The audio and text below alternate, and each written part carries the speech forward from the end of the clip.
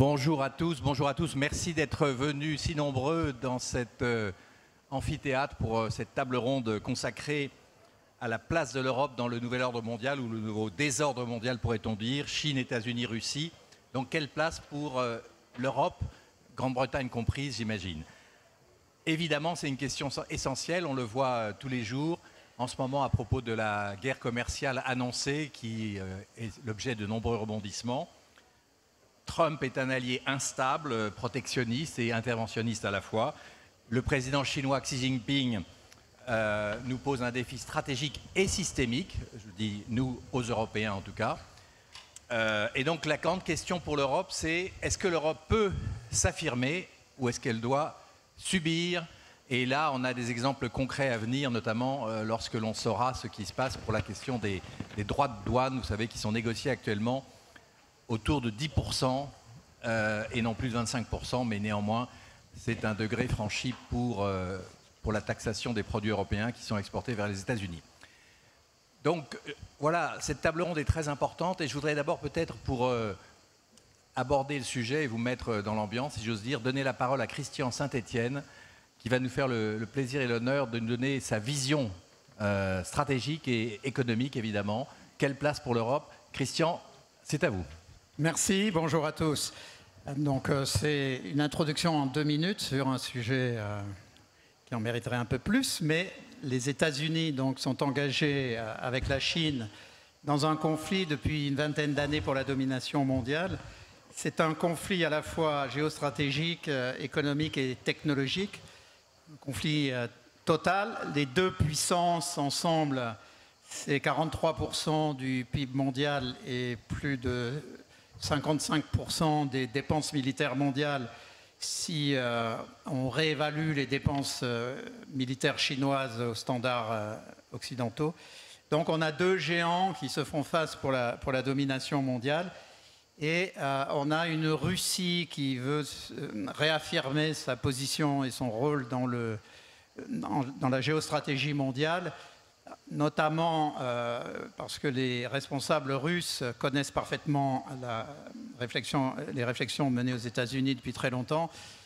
Ces réflexions sont que si la Russie ne contrôle pas l'Ukraine, elle ne peut pas redevenir une grande puissance et jouer avec les autres grands acteurs de l'économie mondiale. Donc dans ce contexte un peu particulier, la question fondamentale, c'est quelle place pour l'Europe dans la mesure où Donald Trump est arrivé au pouvoir. Alors il y avait eu un premier mandat où il n'a pas modifié massivement l'ordre international qui avait été construit par les États-Unis après la Deuxième Guerre mondiale. Les États-Unis, pendant 7 décennies, ont construit un ordre international complet. C'est d'abord la conférence de Bretton Woods en 1944 pour régler les questions monétaires, parce que les États-Unis ne voulaient pas qu'il y ait une répétition des guerres monétaires qu'on a observées à la suite de la Grande Dépression, avec l'ensemble des dévaluations, la livre sterling en 1931, le dollar en 1934. Donc les Américains voulaient éviter la répétition de ce désordre monétaire. Immédiatement après, ils ont créé le GATT pour créer un ordre commercial international. Entre les deux, il y a eu la conférence de San Francisco, qui est très très importante par rapport aux discussions que nous avons cet après-midi, puisque dans la déclaration de San Francisco, à l'initiative des Américains, il était clairement indiqué que tous les pays avaient les mêmes droits, quelle que soit leur taille. Donc, dans ce contexte général, les Américains avaient construit un ordre international.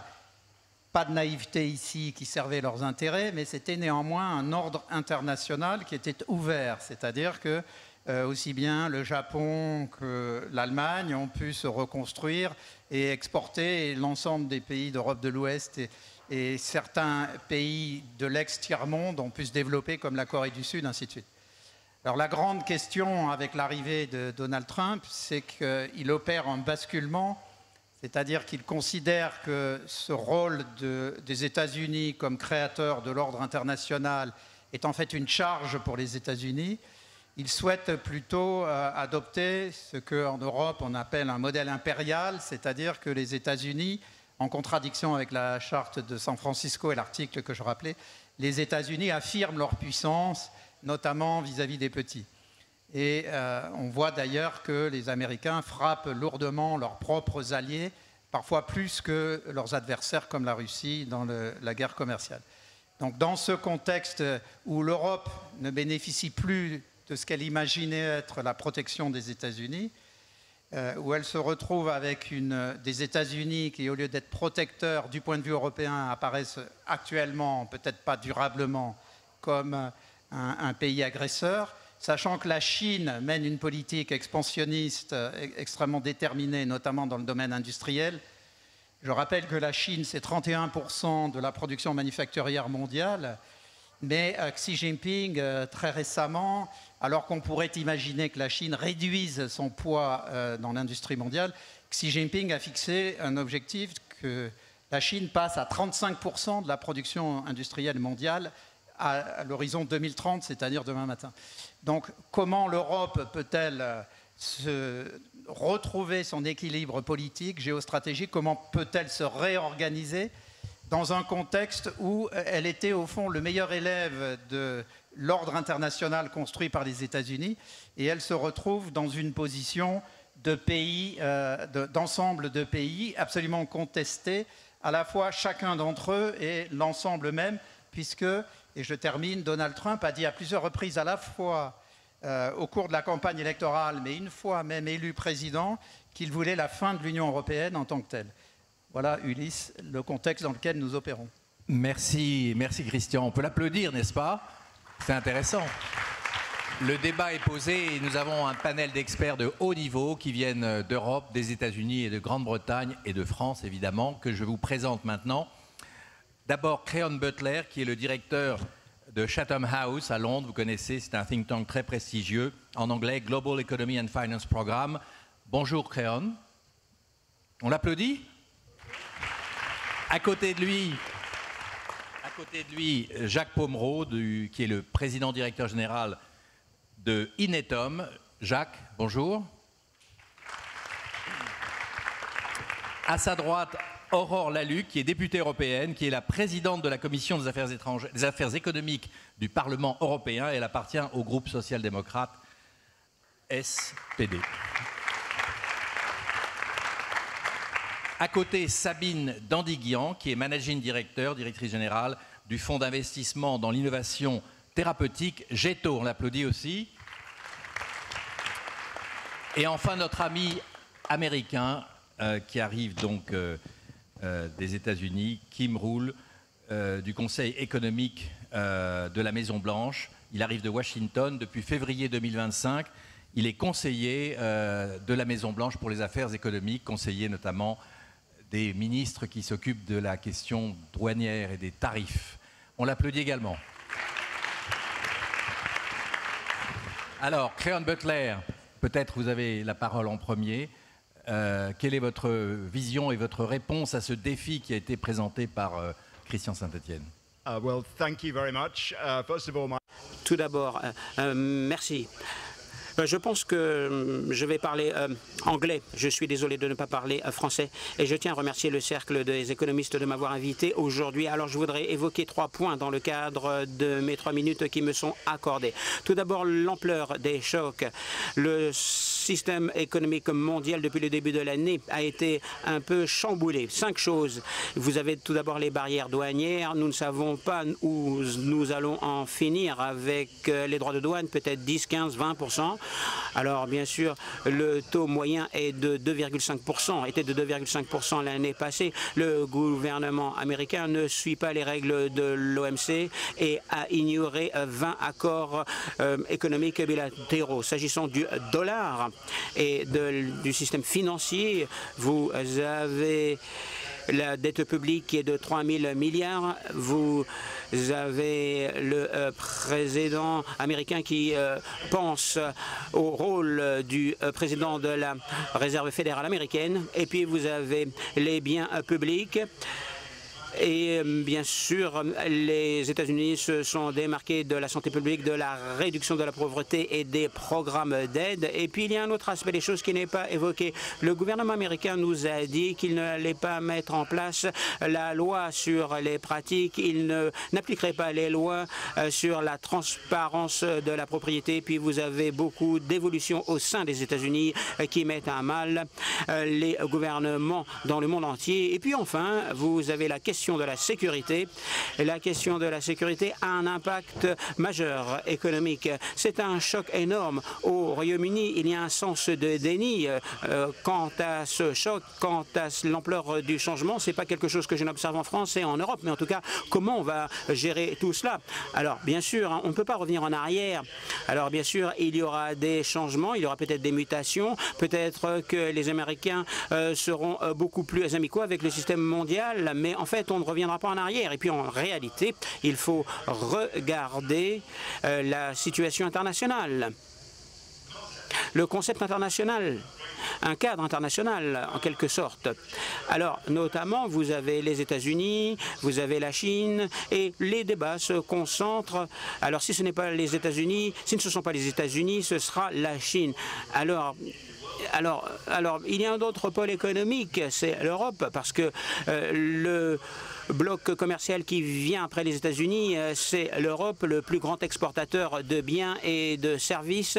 Et puis l'euro est utilisé à 20% pour les échanges en devises étrangères. Donc en fait, l'Europe doit être un pôle économique important entre les États-Unis et la Chine. Et bien sûr, le risque que je vois, et c'est mon point final, bien sûr, on se concentre sur les choses en interne, mais comment on va créer ce pôle qui va servir les intérêts européens, mais qui va servir aussi les intérêts internationaux et pas simplement les intérêts européens. Merci. Notre deuxième speaker, c'est Sabine Dandiguian, qui, je rappelle, est managing director du fonds d'investissement Géto, qui intervient dans les questions de santé depuis maintenant, ça fait 20 ans que le Géto a été créé. Géto est plus jeune, mais les partenaires interviennent dans le secteur depuis plus de 20 ans. Oui. D'accord. Alors, allez-y, vous êtes dans l'industrie, évidemment, de la santé, exactement, etc. Mais comment vous répondez à cette question sur ce défi qui est posé à l'Europe? Merci tout d'abord pour l'invitation. Je vais en effet avoir une approche un peu sectorielle, je pense tout à fait illustrative de ce qui se passe en ce moment entre les grandes puissances mondiales, puisque la santé mondiale est mondialisée et qu'elle cristallise toutes les tensions géopolitiques. Donc j'essaierai de contribuer au débat en 3 points. Qu'observe-t-on dans l'univers de la santé avec la puissance indéniable des États-Unis, la montée en puissance de la Chine, alors que l'Europe était le deuxième grand acteur? Justement, quels sont les atouts de l'Europe, en particulier dans l'innovation thérapeutique, la création des nouveaux médicaments et quelques pistes à la fin de peut-être solutions à apporter au niveau européen. Donc juste un mot sur Géto. Géto est un fonds assez jeune, mais avec des fondateurs et partenaires très expérimentés dans la santé. Géto finance des startups principalement européennes qui créent les futurs médicaments de demain à partir de la très belle science qu'ils ont entre les mains. Donc j'espère contribuer au débat parce que la santé est mondialisée et pourtant tout à fait sujette aujourd'hui à la bipolarisation qu'on observe. Les États-Unis et leur système extrême capitalistique, avec des fonds de pension et des universités puissants, des grands laboratoires qui commercialisent au niveau du monde entier, une recherche d'exception et un système qui prend des risques et qui finance haut la main l'innovation thérapeutique. La montée en puissance de la Chine. La Chine était fournisseur de matières premières. Elle est aujourd'hui en train de devenir un bras de développement clinique, c'est-à-dire de publications scientifiques de plus haut niveau et avec une accélération de sa montée en puissance et forcément un grand marché intérieur. Je note toutefois qu'il n'y a pas de grands laboratoires chinois capables de commercialiser dans le monde entier l'innovation thérapeutique. Quid de l'Europe donc? L'Europe a beaucoup d'atouts dans la santé, dans ce marché très particulier que j'espère illustratif pour ce débat de ce que doit faire l'Europe. L'Europe a une très belle science. dans le classement des top universités de recherche dans le monde, dans les 100 premières, 43 universités sont européennes. L'Europe inclut évidemment l'Angleterre et la Suisse en tant que grand acteur de l'univers pharmaceutique. Deuxièmement, l'Europe est un grand marché qui accueille l'innovation thérapeutique. On a vu, encore une fois avec l'illustration du Covid, qu'on était capable de mettre l'économie à zéro quand il y avait une problématique de santé publique. La santé est un bien premier pour l'ensemble des personnes européennes et au-delà, bien sûr, mais c'est un bien premier, ne l'oublions pas. Enfin, l'Europe a des grands acteurs pharmaceutiques, Sanofi en France, Glaxo et AstraZeneca en Angleterre, Roche et Novartis en Suisse, les grands nordiques, Lundbeck et Novo, et je m'arrêterai là, sans faire de jaloux, mais ces grands acheteurs, autant ces grands laboratoires pharmaceutiques, autant que les grands Américains sont capables de commercialiser les grands médicaments dans le monde entier. L'Europe a un peu perdu sa place. Elle doit se regrouper. Encore une fois, dans le Covid, c'est quand l'Europe a été capable de faire des achats de vaccins groupés qu'elle a pu avoir sa part face aux États-Unis et aux premiers vaccins mis à disposition. Que doit-il se passer? Il y a quelques bonnes nouvelles. Une identification que la santé est un secteur stratégique créateur de valeur par des grands acteurs économiques. En France, la BPI, la Banque publique d'investissement, on a entendu Nicolas Dufourcq qui appelait de ses voeux plus de grands fonds indépendants créés par des grands entrepreneurs, ce qui est le cas de Géto, pour financer l'innovation thérapeutique. Deuxièmement, l'EIF, la Banque publique d'investissement, le Fonds européen, ce sont deux grandes puissances publiques qui catalysent et qui sont grands supports pour Géto d'ailleurs, mais qui catalysent les investissements nécessaires. La question reste de la mobilisation de l'épargne privée. Nous avons la chance en France d'avoir une initiative TIBI qui a permis de labelliser des grands fonds d'investissement dans la tech et la biotech pour un support majeur par les grands assureurs qui ont donc mis à disposition les financements qui sont entre leurs mains. Cette initiative nous est enviée au niveau européen. Pourra-t-elle se démultiplier? Pourra-t-elle mobiliser encore plus l'épargne privée? L'Europe sera forte si elle est unie. J'espère qu'on aura le débat sur ce sujet. Merci. J'ai juste une petite question pour vous. Vous avez dit que la Chine n'a pas de grands laboratoires capables d'exporter les médicaments. Pourquoi ? Pas encore. Mais pourquoi ? Parce que je pense qu'il y a la santé, on a la chance. La santé, c'est un secteur qui est résilient. On ne s'invente pas commercialisateurs de médicaments. Ce qu'ils ont eu longtemps, c'est les matières premières. Ils l'ont toujours. Aujourd'hui, ils progressent dans la chaîne de création de valeur puisqu'ils sont capables de faire des études cliniques. Vous savez, si je suis un peu schématique, mais au fond, c'est pas plus compliqué. La science, trouver des nouvelles manières de traiter le cancer, comment mobiliser votre système immunitaire pour qu'il combatte les cellules cancéreuses.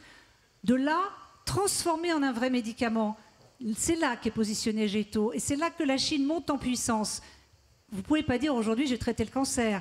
Il faut transformer l'essai, il faut trouver les populations cibles, expliquer la valeur que vous apporterez. Et après la commercialisation, la mise à disposition dans le monde entier. La science, la Chine progresse, elle est en train d'apprendre à vitesse accélérée avec un support des fonds publics énorme. Vraiment, c'est le système public versus le grand système américain. Elle n'est pas encore capable de commercialiser dans le monde entier parce qu'à ce moment-là, il faut avoir une puissance réglementaire, une puissance commerciale. C'est les Américains et les Européens qui détiennent encore, pour le moment, ces expertises et ces compétences-là. Ça va venir, je pense. Merci. Aurore Lalucq, vous êtes députée européenne, vous êtes présidente de la Commission économique du Parlement européen. Quand vous entendez tout ce que l'on dit sur cette Europe qui se soumet au sommet de l'OTAN, qui se soumet aux diktats de Trump sur les droits de douane, etc., comment vous réagissez et quelle est, votre réponse et votre vision pour l'Europe de demain face à la Chine et aux États-Unis ? Si je reprends la question qui nous est posée, c'est une place pour l'Europe, point d'interrogation. Il y a clairement une place pour l'Europe. Il y a un boulevard pour l'Europe. Parce que les États-Unis, qui étaient ce pays imparfait, mais c'est quand même la démocratie en dernier ressort. C'était quand même la défense en dernier ressort. c'était l'économie en dernier ressort. Je pense que dans l'imaginaire de tout le monde, on se disait, si jamais il y a un problème dans la vie, je peux toujours aller aux États-Unis quelque part. Ce ne sera pas parfait, mais je peux y aller. Ça s'est effondré, mine de rien. Et l'Europe, ici, a une carte à jouer. Parce qu'on peut être cet endroit où on respecte l'état de droit, où il y a la démocratie, où on respecte la règle de droit, où il y a de la stabilité, où on peut faire de l'économie, normalement, je serais tentée de dire, sans des espèces de coups de pression et de volonté d'extorsion. Donc il y a une carte absolument incroyable à jouer. Est-ce qu'elle peut prendre la place pour toutes les raisons que vous venez de dire? Évidemment, on est une puissance économique incroyable. On a des chercheurs incroyables, on a de l'épargne qui malheureusement va aux États-Unis, mais en tant que rapportrice sur l'Union des marchés de capitaux, on va faire en sorte que ça revienne justement en Europe. On peut le faire. Maintenant, la vraie question, c'est est-ce qu'on veut le faire? Et c'est là où c'est un tout petit peu plus compliqué. Parce que pour les raisons décrites par Christian Saint-Étienne, l'Europe, elle s'est construite dans un moment spécifique. Et elle a un peu du mal à sortir de ce qu'elle considère être sa zone de confort, mais qui n'est pas vraiment sa zone de confort, parce qu'elle peut, à mon avis, en mourir au bout d'un moment. Donc quand on regarde la situation, quelle est-elle aujourd'hui? Est-ce que l'Europe a changé fondamentalement de doctrine? Et est-ce qu'elle a déjà une doctrine systémique, comme les États-Unis ont une doctrine systémique, comme la Russie en a une, comme la Chine en a une? Malheureusement, non. Est-ce qu'elle a la stratégie qui va derrière? Malheureusement, non. Est-ce qu'on a mis en place l'entièreté du rapport Draghi? Malheureusement, non. On a fait de la simplification, qui était finalement le plus simple à faire, parce que l'Europe est une puissance normative. Donc une puissance normative, elle sait faire du droit, de la règle de droit, puis elle sait le défaire. Mais la question de l'investissement, la question de la politique industrielle, etc., est-ce que là-dessus, on a avancé réellement? Je ne vais pas vous mentir, même si je me bats depuis des années pour ça, non. On arrive à en parler. Parce qu'avant, moi, dans mon dernier mandat, la politique industrielle, c'était un mot tabou. On arrive à en parler. Est-ce qu'on arrive à en faire? Est-ce qu'on arrive à dire quelle est notre stratégie exacte? Malheureusement, pas encore. Alors, on est en train de se réarmer, et ça, c'est essentiel. L'Europe de la défense, on s'est toujours battu pour, avec Raphaël Glucksmann, c'est essentiel. Mais, mine de rien, on a du mal à se dire que le réarmement, c'est bien, mais si on n'a pas tous les outils de communication qui vont avec, c'est pas suffisant.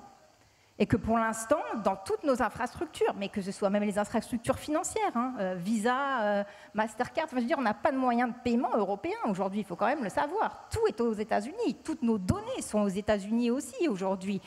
Pour les big tech, on dépend des Américains sur tout ce qui est numérique.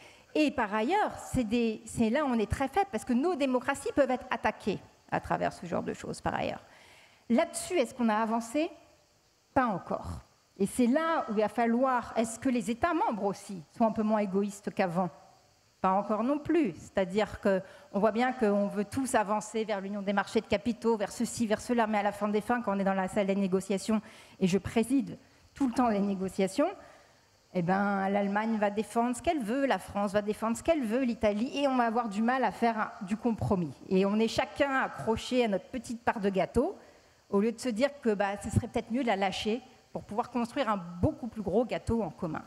Donc, l'Europe, elle a une place. Mais une place, ça ne se donne pas. Une place, ça se prend. Ça se prend, une place. Et donc, il va falloir faire un truc que l'Europe n'aime pas faire. Ça s'appelle du rapport de force. Et pour l'instant, malheureusement, le rapport de force, il se fait plutôt de la Commission vers le Parlement européen, et on voit que ça commence à se tendre d'ailleurs, plutôt que des États membres, du Conseil et de l'Union européenne vers les États-Unis. Donc, on va voir prochainement, notamment avec la question de la négociation sur les droits de douane, si l'Europe veut vraiment prendre cette place. Je finirai là-dessus. Des droits de douane à 10%, ça vous tue des entreprises. Si on arrive à des droits de douane à 10%, on n'aura pas gagné. Ça, il faut quand même l'avoir en tête, parce que j'ai l'impression qu'on est en train de l'oublier. Et Trump ne comprend qu'une seule chose.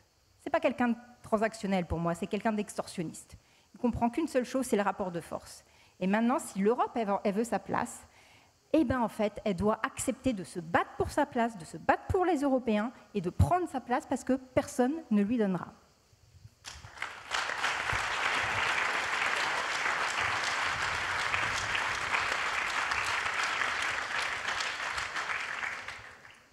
Beaucoup de constats, je dirais, inquiétants, surtout qu'il reste très peu de temps avant la conclusion d'un accord éventuellement. Pour vous, 10%, c'est un échec. C'est pourtant vers cela qu'on se dirige, n'est-ce pas?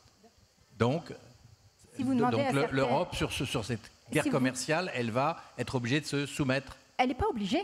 Elle se soumet. Il n'y a personne qui oblige personne à se soumettre. Il faut savoir quelle est notre stratégie et comment on peut se battre. Mais demandez ici, vous avez énormément d'entrepreneurs, demandez-leur si 10%, c'est rien pour eux. J'étais au Salon du Bourget il n'y a pas longtemps. 10%, ça vous tue des entreprises. Et dernier point, est-ce qu'il y a une stratégie européenne face à Trump? On a l'impression qu'on navigue encore un peu à vue, là. Et qu'est-ce que vous dites à tous ces gens qui se disent, mais que fait l'Europe?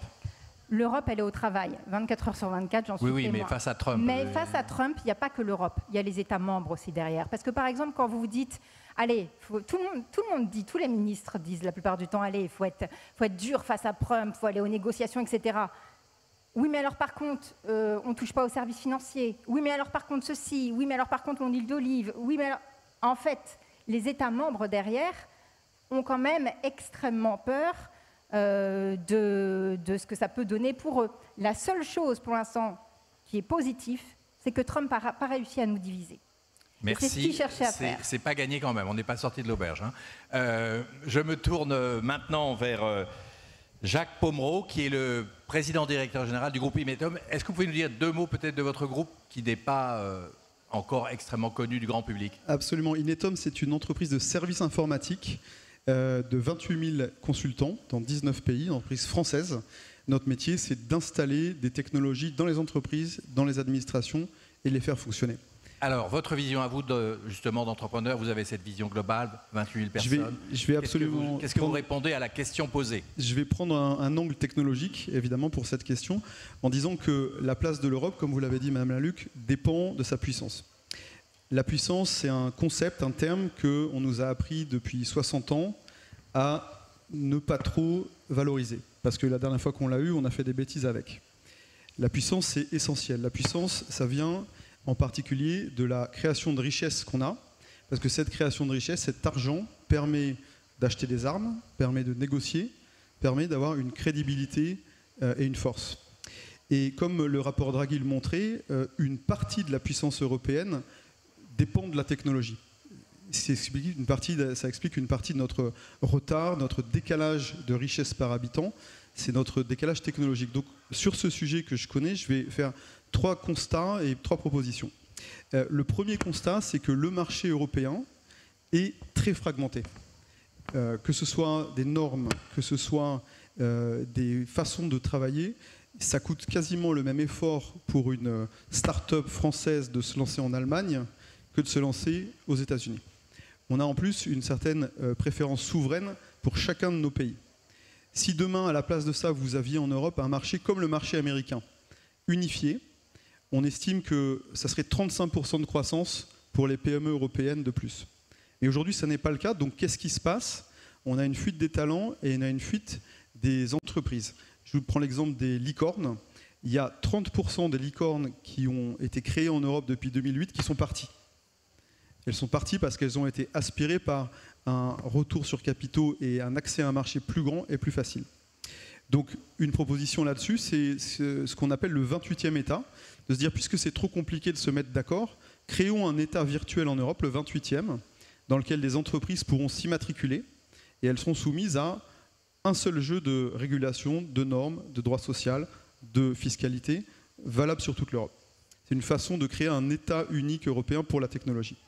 Deuxième sujet, on a dans notre culture européenne... Attendez, juste là, vous dites quelque chose d'important. Ce 28e État, c'est votre idée? Non, je rejoins une idée existante, bien sûr. Et c'est réaliste ou pas? C'est intéressant pour les gens qui nous écoutent. Parce que c'est en cours de négociation au niveau européen, pas sur les questions sociales ni fiscales à ce stade, mais on est en train d'y travailler et le rapport vient d'être déposé hier. D'accord. Alors, deuxième observation, c'est notre... principe de précaution qui nous a beaucoup aidé et défini en tant qu'Européens pendant des années, qui nous a conduit à faire de la norme ex ante, c'est-à-dire qu'on cherche à normer avant qu'un phénomène se passe. Prenez le cas de l'IA Act, il a été créé avant finalement l'adoption de l'IA sur des bases théoriques, alors que d'autres puissances, d'autres façons de penser laissent faire et ensuite régulent quand ils voient des dérives. C'est le ex post. Les conséquences de ça, c'est que l'adoption de la technologie par notre tissu économique et la sphère publique en Europe est en retard. Quelques chiffres.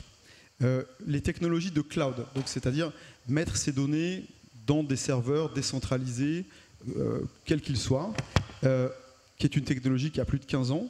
Aujourd'hui, il y a seulement 40% des entreprises européennes qui utilisent le cloud. C'est bien plus depuis des années aux États-Unis et en Chine. Un autre exemple, c'est le nombre d'entreprises de PME et au-dessus qui passent ce qu'on appelle le seuil minimum numérique, c'est-à-dire avoir un site web et avoir quelques systèmes de gestion interne. Il y a 40% des PME dans toute l'Europe qui n'ont pas ce seuil minimum de littérature technologique. C'est un deuxième problème. Et là, on en vient à l'IA, l'intelligence artificielle, qui est le sujet en vogue du moment. Sur l'ensemble des pays européens, vous regardez les entreprises de 50 personnes et plus, c'est 13,5% d'utilisation de l'intelligence artificielle contre 40% pour les entreprises similaires aux États-Unis, et on estime à entre 50 et 60% en Chine. Donc le sujet, c'est quoi? C'est probablement, comme certains grands dirigeants l'ont fait cette semaine, demander un moratoire sur la mise en place de certaines normes comme l'IA Act et adopter une approche ex post plutôt que ex ante, et aider les filières à s'organiser, notamment filières ETI et PME, s'organiser pour mettre en place des champions et l'adoption de la technologie, parce que c'est ça qui va cristalliser et créer la croissance. Troisième constat, les talents. On a aujourd'hui quelques chiffres. Si vous regardez le nombre de grands génies de l'IA, on va dire, des chercheurs, des data scientists reconnus pour leurs compétences en intelligence artificielle, 10% d'entre eux habitent en Europe, 18% habitent en Chine, et quasiment tout le reste habite aux États-Unis. Mais plus généralement, parce que là on parle de compétences très pointues, le nombre d'actifs dans la population totale qui travaillent dans la technologie, c'est 4,6% des actifs européens, quand c'est 6,5% des actifs chinois et 8,3% des actifs américains.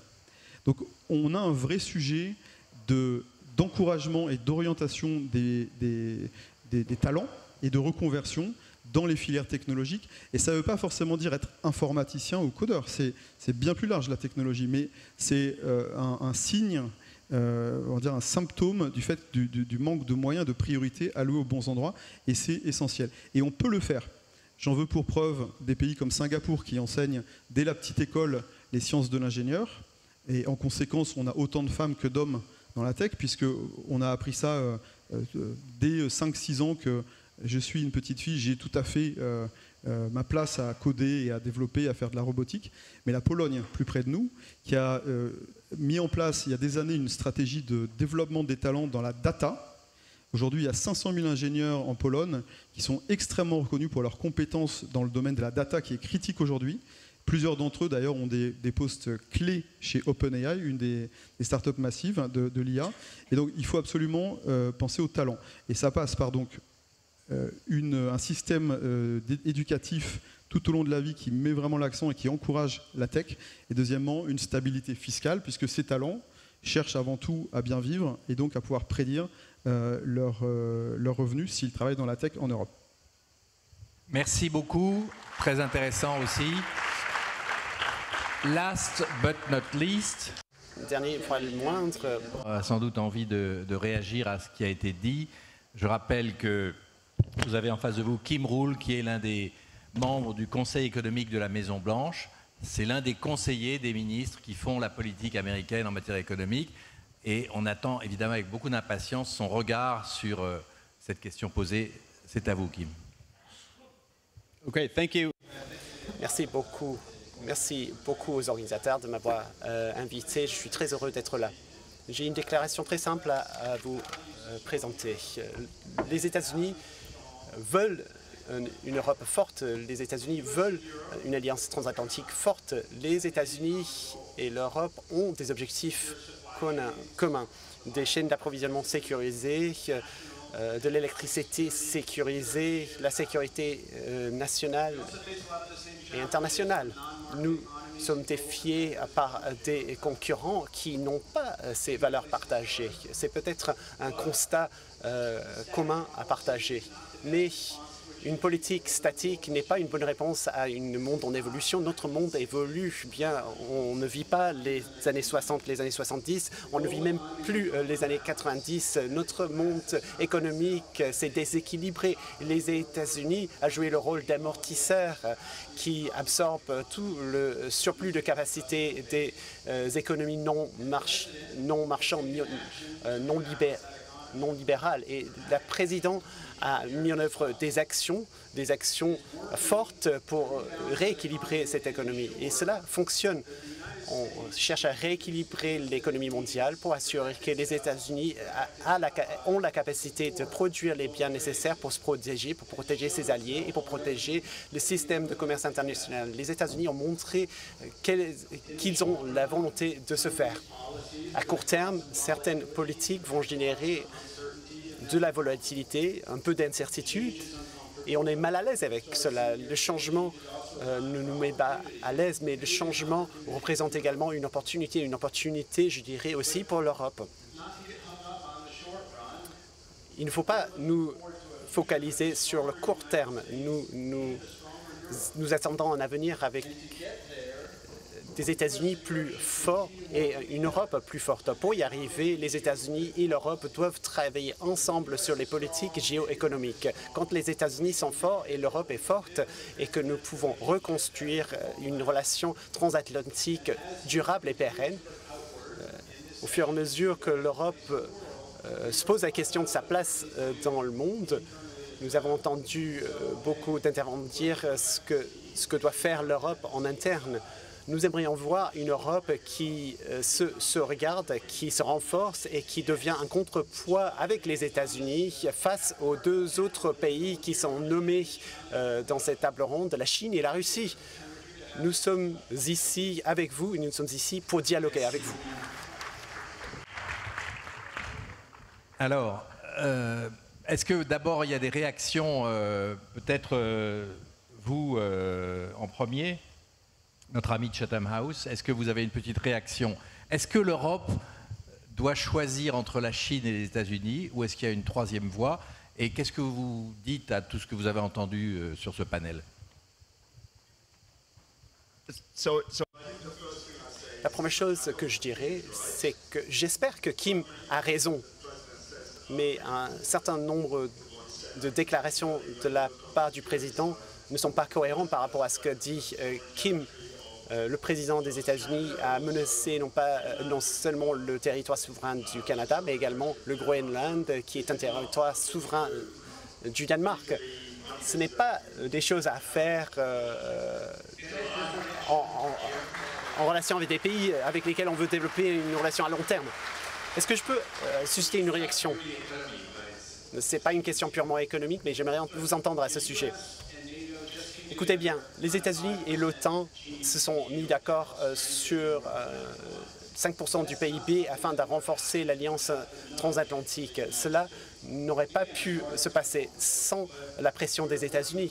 Ça nous met peut-être un peu mal à l'aise, mais on va dans le bon sens. Il y a quelques mois, les États-Unis ont mis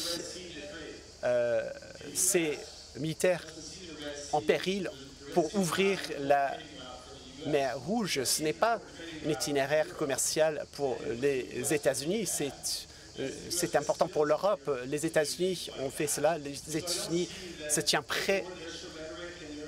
prêts à faire cela. Il y a des discussions, il y a un discours, mais si vous regardez nos actions, on fait beaucoup de choses pour que cette alliance transatlantique continue de fonctionner et pour que l'Europe reste ancrée dans l'économie mondiale.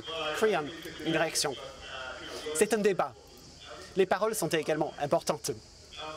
Un deuxième point que je soulèverai, le système qui existait jusqu'ici fonctionnait assez bien pour le développement de l'économie mondiale et pour la réduction de la pauvreté. Des changements étaient certes nécessaires. Il y avait différentes façons. la Chine a abusé du système de différentes manières, mais ça fonctionnait assez bien. Mais la plupart des pays veulent un système fondé sur les règles. Nous voulons des droits de douane très bas. Nous voulons aller plus loin pour la santé mondiale. Mais les États-Unis ne veulent pas aller dans ce sens. Le défi pour les autres pays du monde, c'est de se situer entre les États-Unis et la Chine. Comment construire un système international pour réaliser ces objectifs? Comment faire? Comment réaliser ces objectifs?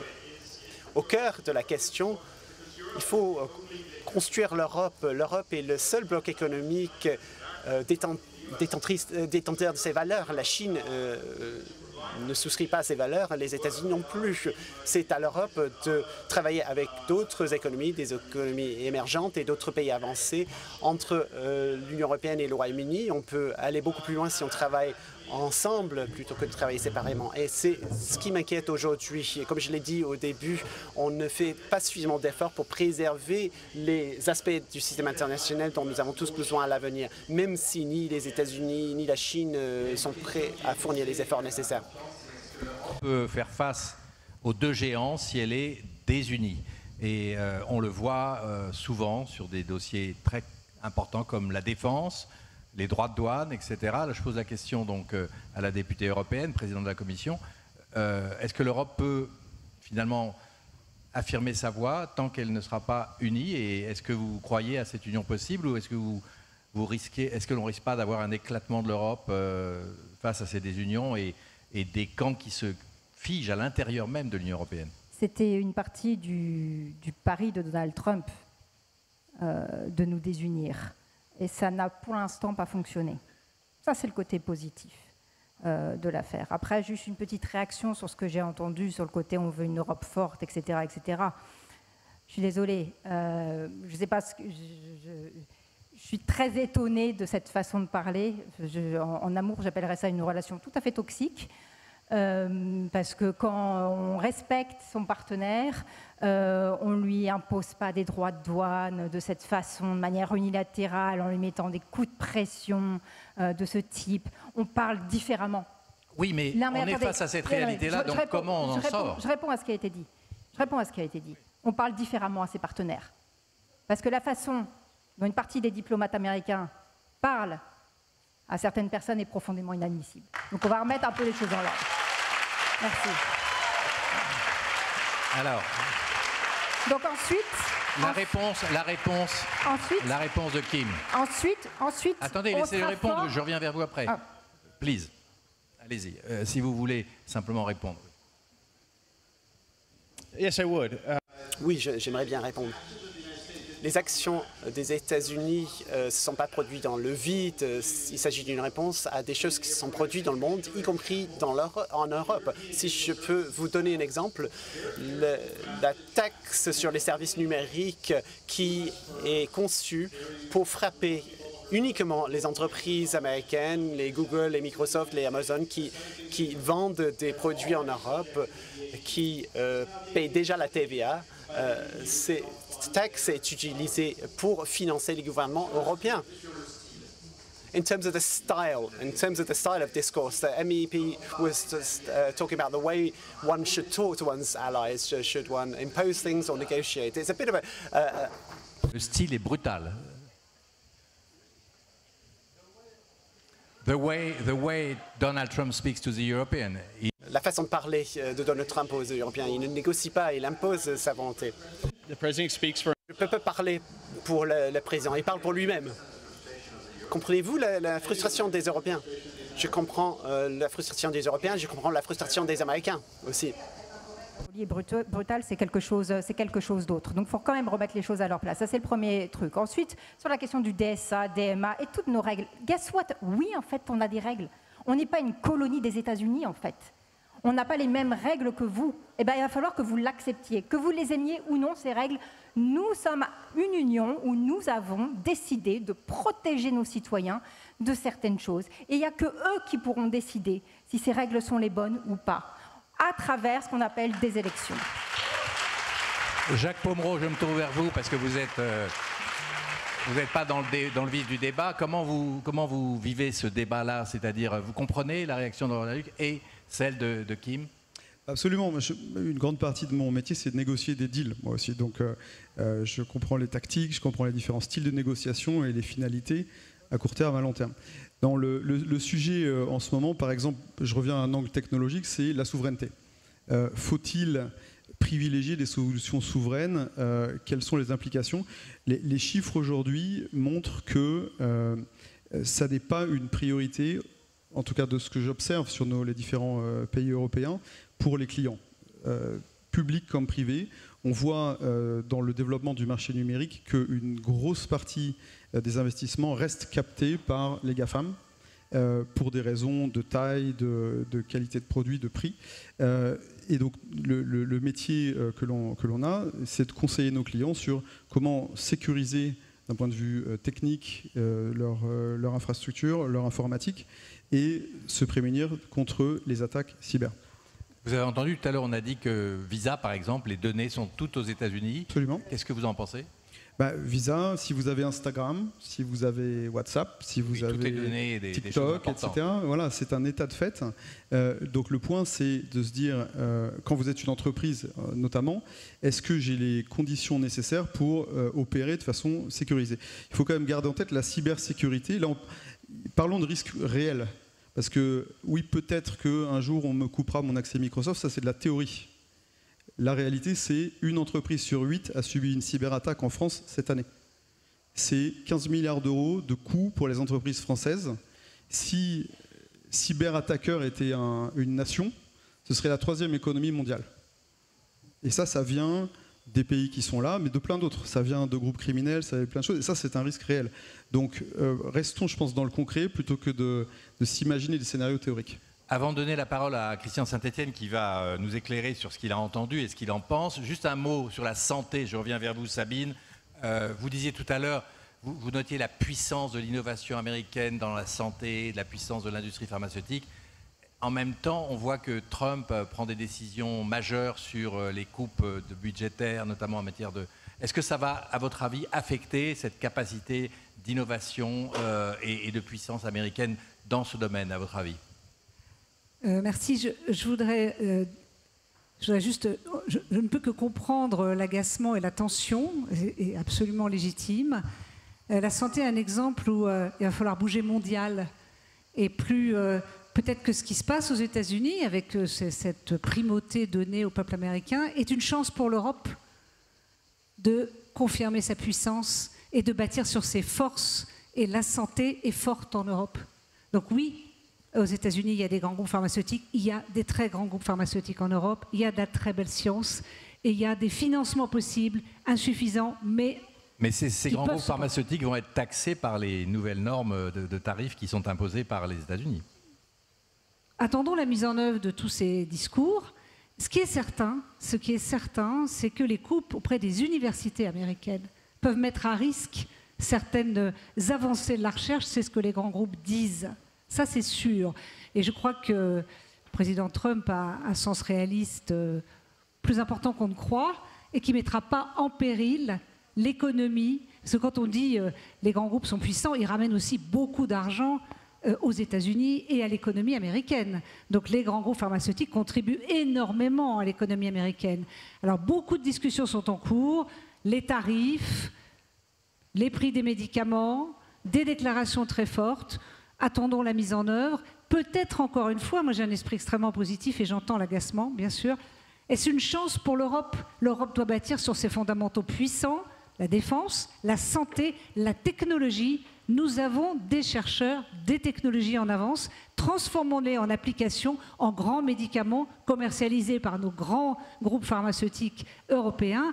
Et vous savez, quand ça bouge et qu'il y a des rapports de force qui se créent, bâtissons sur les forces réelles qu'a l'Europe dans certains domaines. Okay. Je vais donner la parole à Christian Saint-Etienne, mais je crois qu'il est juste et fair, comme on dit, de donner la parole une dernière fois à Kim pour le faire réagir à ce qu'il a entendu et lui demander, est-ce que vous pensez que là, on est face à un affrontement Europe-États-Unis, ou est-ce qu'on va vers une solution où chacun va trouver son avantage, négocier, et que finalement, les relations transatlantiques que vous appelez de vos voeux vont pouvoir aller dans le bon sens? Est-ce que vous redoutez un affrontement, une guerre, Europe-États-Unis, ou est-ce qu'on va trouver un accord, à votre avis? Vous qui êtes conseiller de la Maison-Blanche.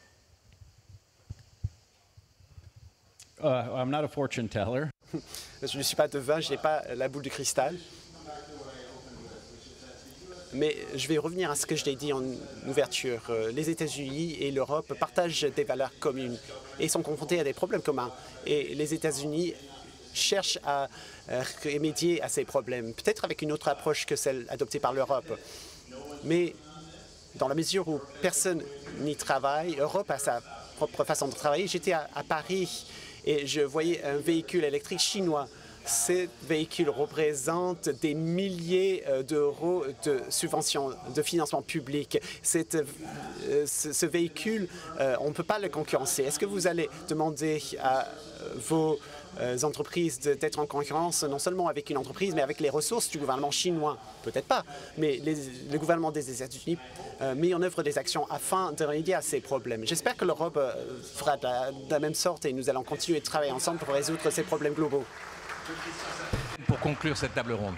Alors avant de faire une analyse de ce qui a été dit, je vais me permettre de poser une question à Aurore Lalucq et également à Kim Ruhl, parce qu'il n'est pas seulement conseiller du président des États-Unis, on a beaucoup de chance de l'avoir avec nous. Pour ceux qui ne savent pas ce que c'est le Council of Economic Advisors, il y a 3 économistes qui conseillent directement le président des États-Unis, il est un des 3, mais il est également économiste. Et donc, il se trouve que l'Europe a un problème, donc je pense que ce sera bien qu'Aurore commence par répondre. Les États-Unis sont en train de se fermer à la Chine. Le risque pour l'Europe, c'est que la Chine, et Kim vient de rappeler que les Chinois ne jouent pas avec nos règles, le risque, c'est que les Chinois déversent massivement par centaines de milliards leur production qu'ils ne peuvent pas vendre aux États-Unis en Europe. Est-ce que l'Europe va être capable de réagir suffisamment vite ?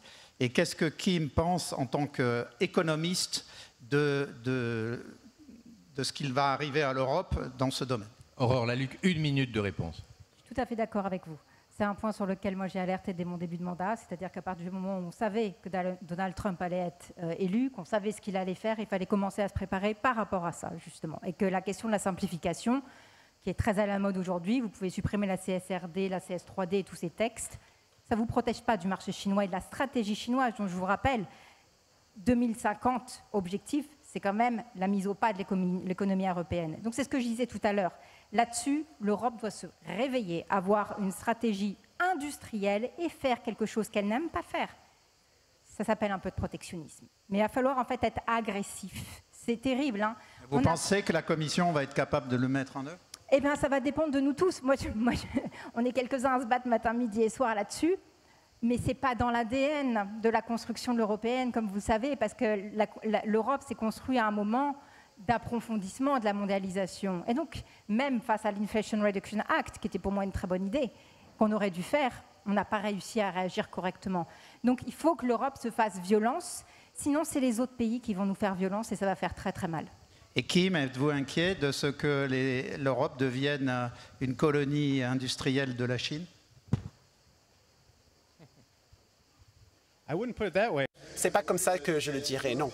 Je suis inquiet. Je pense que l'Europe est confrontée au même problème qu'aux États-Unis. Notre base industrielle s'est dégradée face aux acteurs non marchands. Et on a vu des attaques hétérogènes, différents types d'emplois qui ont été perdus à différents endroits géographiques qui sont frappés différemment. Et ça a créé des problèmes sociaux. Et je pense que vous êtes confrontés au même type de problèmes sociaux en Europe. Peut-être que vous allez voir ce que nous essayons de faire aux États-Unis pour remédier à ces problèmes. Et en fin de compte, les États-Unis avec l'Europe, on peut devenir un contrepoids face à ces acteurs non marchands qui cherchent à faire évoluer l'économie mondiale dans un sens qui est mauvais pour les États-Unis et pour l'Europe. Il apparaît que les États-Unis ont une politique très offensive, la Chine encore plus, puisque la Chine subventionne massivement ses entreprises pour prendre le contrôle des marchés mondiaux. Pour ce qui est de l'Europe, ils ont éradiqué la production de panneaux photovoltaïques en Europe. Ils sont en train de faire la même chose pour les pompes à chaleur. Ils sont en train de faire la même chose pour les électrolyseurs. Ils s'apprêtent à faire la même chose pour les véhicules électriques. D'une certaine façon, les Américains, de manière brutale peut-être, mais répondent à la menace chinoise et nous, on regarde ce qui se passe. Et en fait, en un mot, ce que tout le monde a dit, c'est que l'Europe a un potentiel colossal. Est-elle ou non capable de prendre son destin en main ? On n'a pas 10 ans pour répondre à cette question, je pense qu'on a 18 mois. Et la question c'est, est-ce que peut-être dans un an, lorsqu'on se retrouvera à nouveau ici à Aix, on aura des éléments de réponse indiquant que l'Europe est enfin en train de répondre à la menace chinoise, en espérant que d'ici là, on aura réglé nos différends avec les États-Unis. Merci à tous. Merci, le rendez-vous est pris donc l'année prochaine à Aix et merci à tous nos panélistes.